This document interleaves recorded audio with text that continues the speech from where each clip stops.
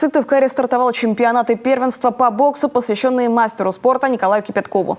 Это предварительный этап отбора спортсменов на республиканские соревнования. Мастер спорта Советского Союза Николай Кипятков многое сделал для развития бокса в Коме. В 1969 году прошлого столетия впервые из боксеров нашей республики выиграл всесоюзный турнир. А будучи тренером, воспитал не одно поколение талантливых боксеров.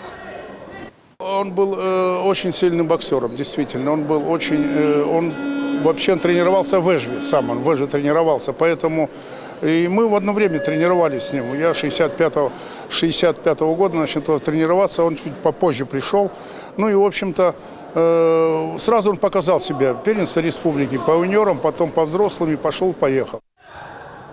Боксировать ребята в разных возрастных и весовых группах будут в течение 3 дней. Завтра уже финальные бои.